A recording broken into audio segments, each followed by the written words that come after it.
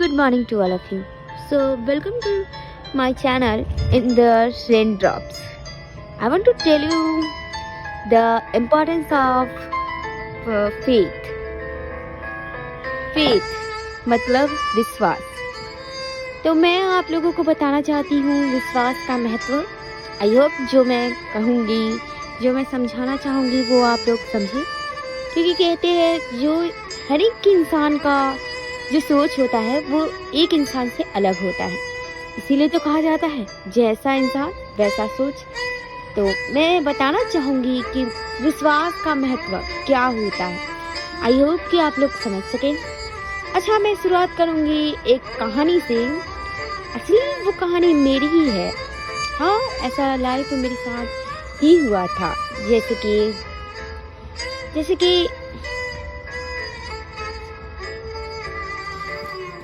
जैसे कि खैर वो बाद में कहेंगे.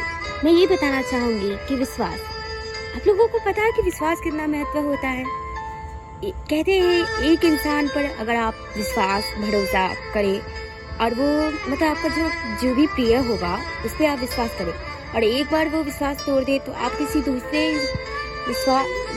पे विश्वास करना बहुत ही मुश्किल हो जाता है उस वक्त. तो मैं बताना चाहूँगी विश्वास होता क्या, विश्वास इम्पोर्टेंट क्यों सबके लिए.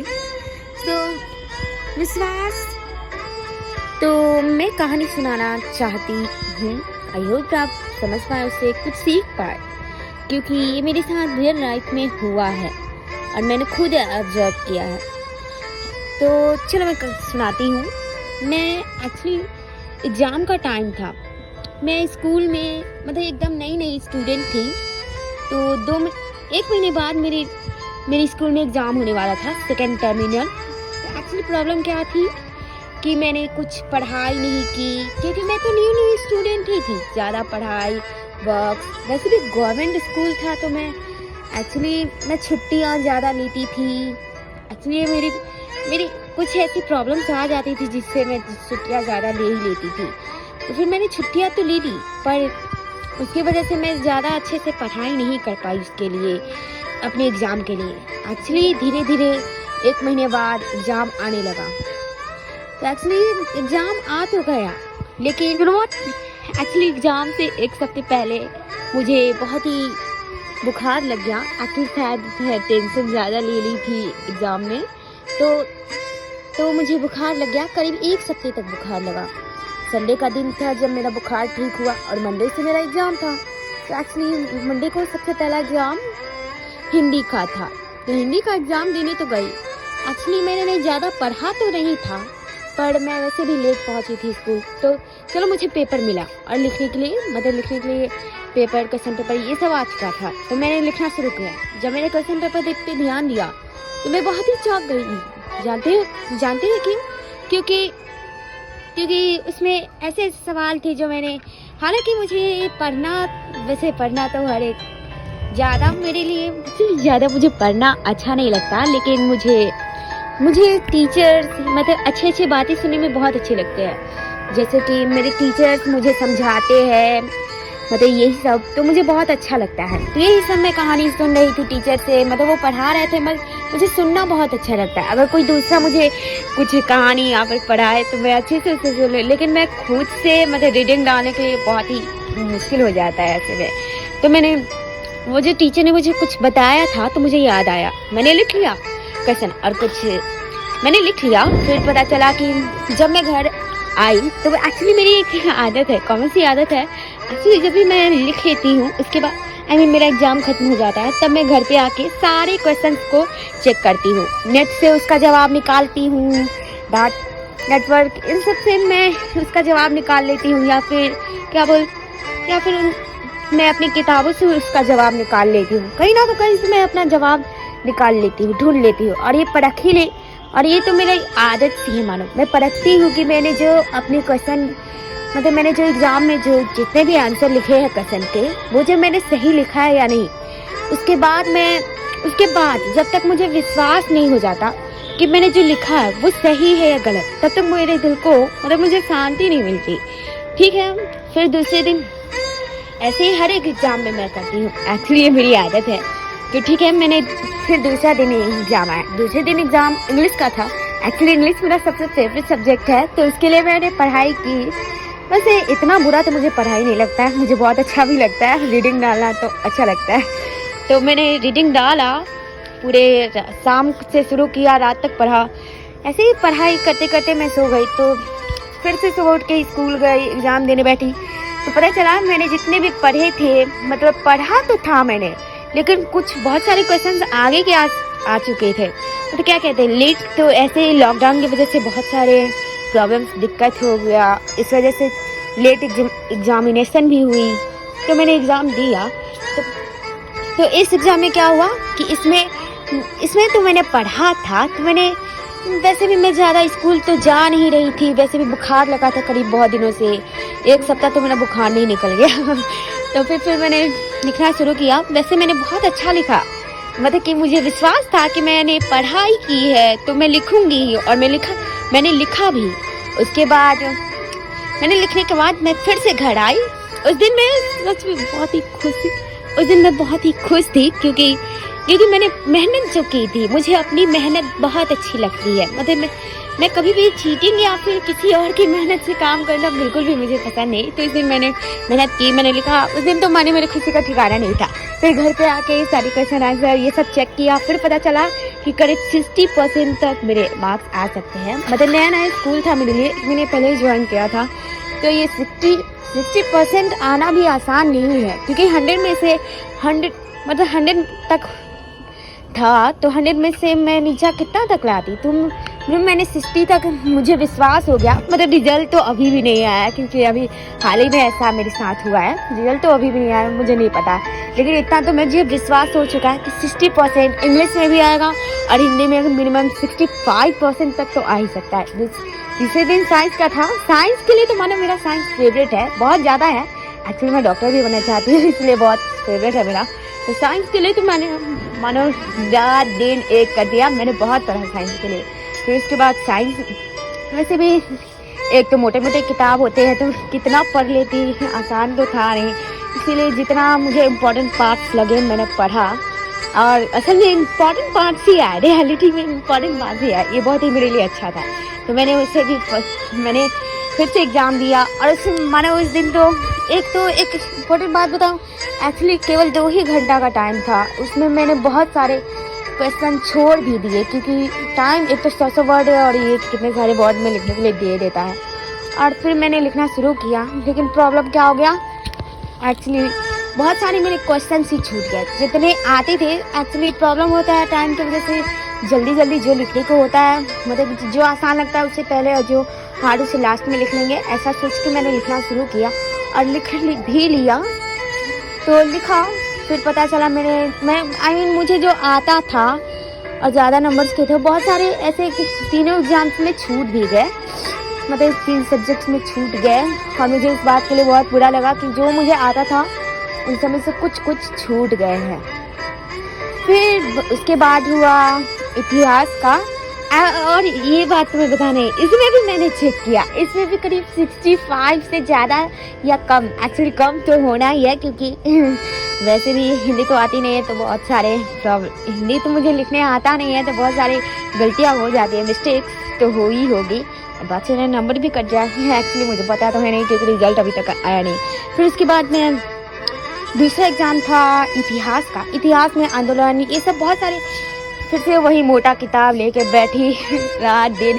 वैसे इतिहास में मैंने थोड़ी सी भी नहीं पढ़ी थी। इतिहास, भूगोल, केमिस्ट्री, ये सब तीनों साथ में आने वाले थे, तो मैंने तीनों को किताब तो ले लिया मोटा मेरे सर पे पहाड़ बैठ गया इस तरीके से। कोई बात नहीं, क्योंकि मैंने एग्ज़ाम से पहले तो पढ़ाई की नहीं थी, एग्ज़ाम के एक दिन पहले ही सारा पढ़ाई करना था मुझे, तो मैंने किया। 1 सप्ताह तक लगातार एग्ज़ाम चला। चलो इतिहास में भी मैंने वैसा ही किया, आंदोलन वही सब आया।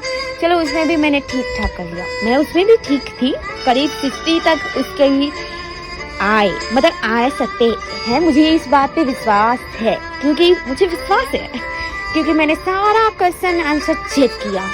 चलो ये सब तो हो गया, पर मेन क्या प्रॉब्लम थी मैं इम्पोर्टेंटली बता नहीं सकती। मेन प्रॉब्लम थी एक्चुअली क्या बोलते हैं इसे, हाँ, मैथ। एक्चुअली मैं मैथ में बहुत वीक हूँ।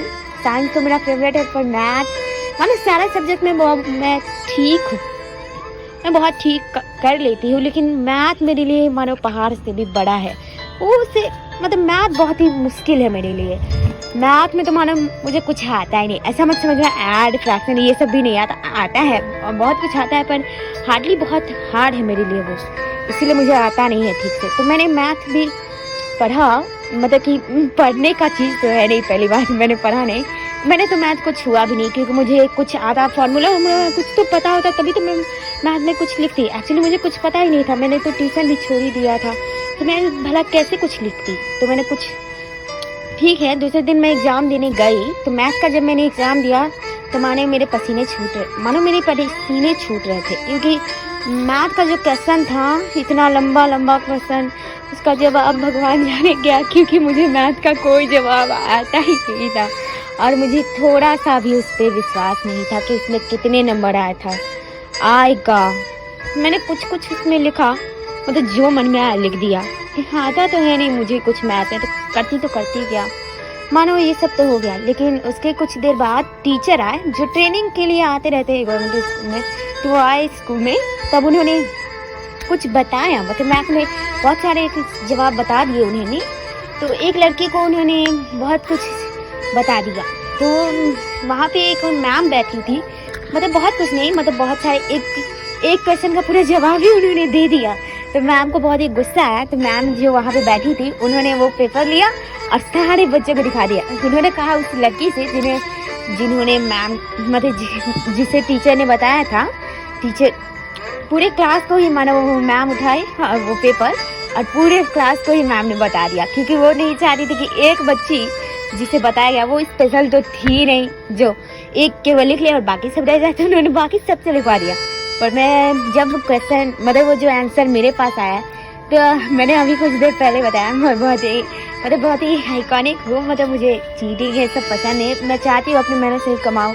एक्चुअली अगर मैं उसका मतलब टीचर का ले लेती तो वो तो टीचर का था ना, मेरा क्या था, पढ़ाई तो मैं भी करने आती हूँ ना, तो मुझे, लेकिन शायद मैंने गलत किया या सही ये तो मैं नहीं जानती, लेकिन जो सर ने दिया, मेरे साथ जो बैठी कुछ लड़कियाँ थी उन्होंने लिख लिया, पर मैंने नहीं लिखा, क्योंकि मेरी इच्छा थी कि मैं केवल अपना ही मेहनत का लिखूं, और मैंने तो कुछ किया नहीं, तो मैं लिखती क्या।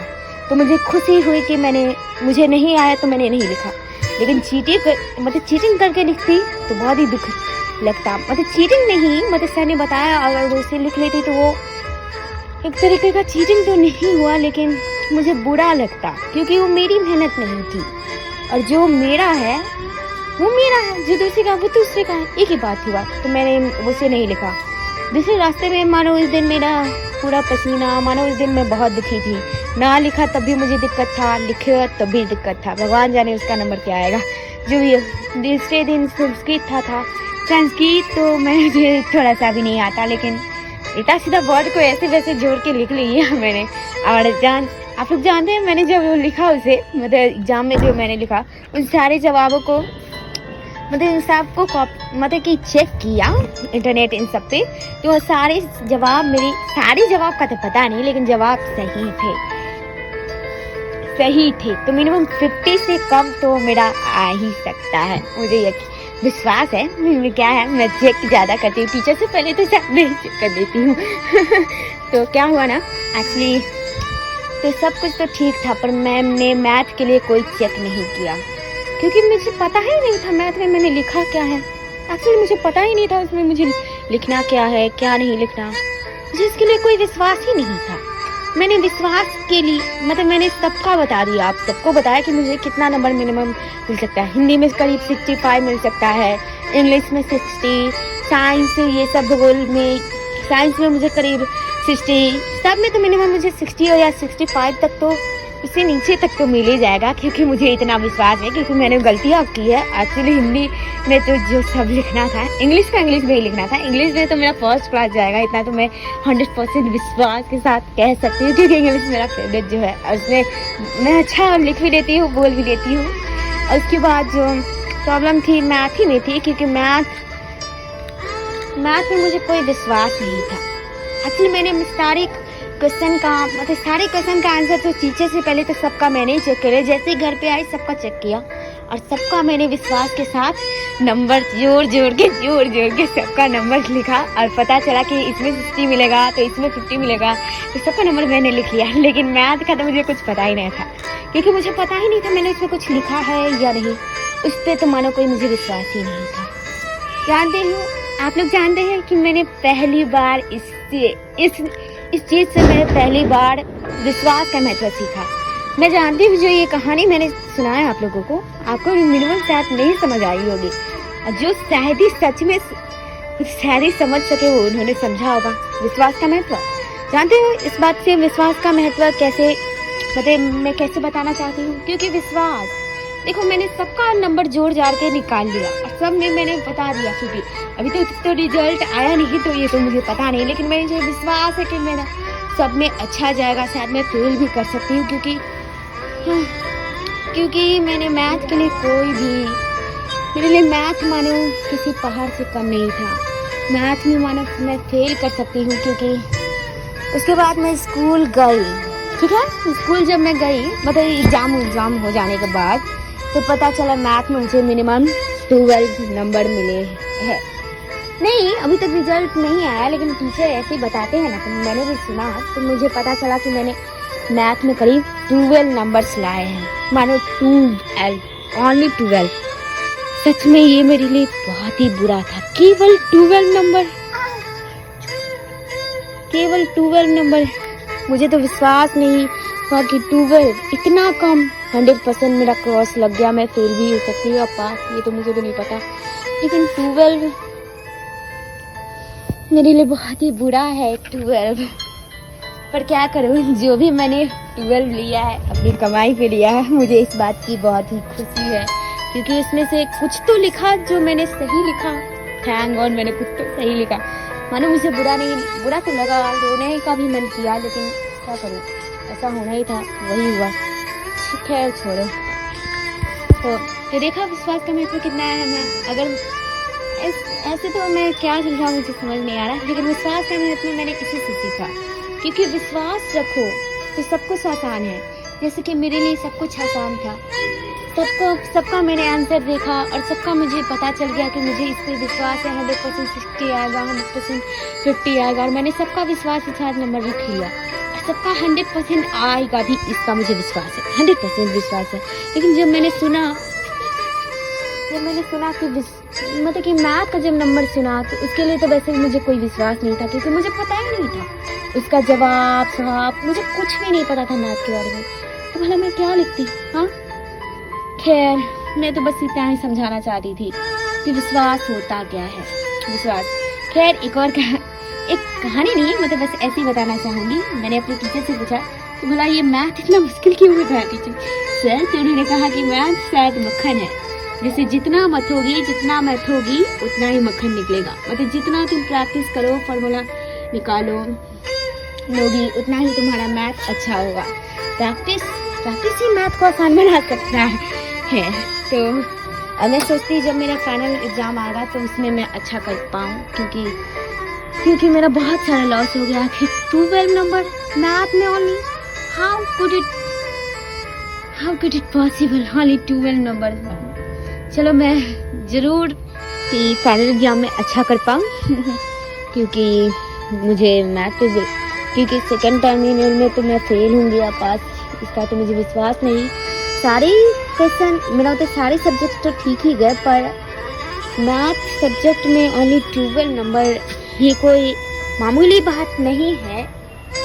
और थैंक गॉड ये केवल सेकंड टर्मिनल का एग्ज़ाम था। अगर ये फाइनल का होता तो भगवान जाने मेरे साथ क्या होता। कोई बात नहीं, जो होना था वो हुआ है। पर आई होप कि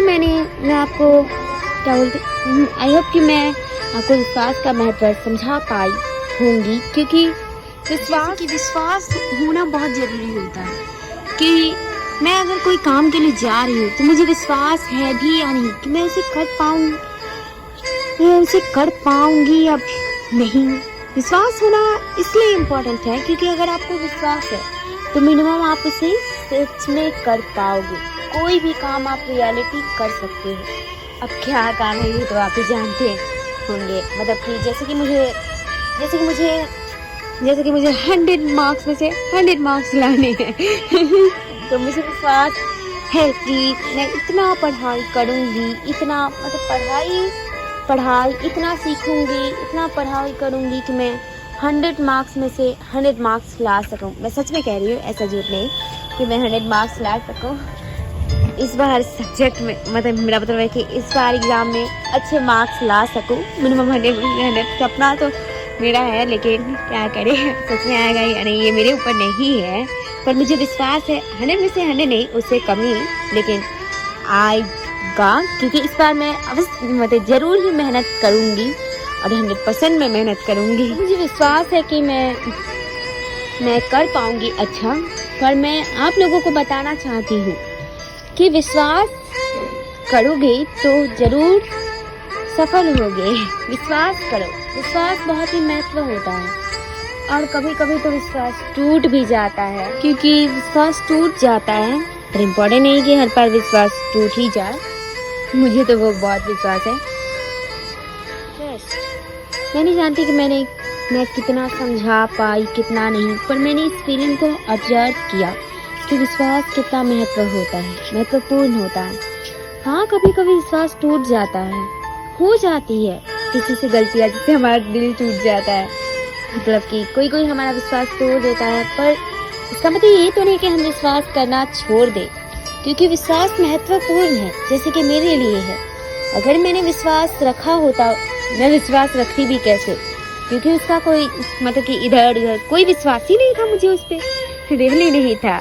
बाकी जिस पे मुझे विश्वास था, मुझे अभी विश्वास है कि सब में अच्छा ही होगा और 100% अच्छा होगा। तो मैं नहीं जानती कि मैंने कितना समझा पाई होंगी और कितना नहीं, पर मैं इतना ज़रूर जानती हूँ कि मैंने जो कहा उससे आप लोगों ने कुछ तो सीखा। मतलब कुछ सीखा होगा या नहीं, ये तो आप पे निर्भर करता है, क्योंकि जैसा इंसान वैसा उसका सोच। तो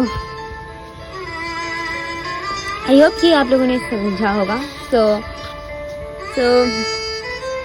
वीडियो अच्छा लगा होगा तो प्लीज़ इसे लाइक करना, सब्सक्राइब करना। Thank you. कुछ सीखा होगा तो भी सब्सक्राइब करना।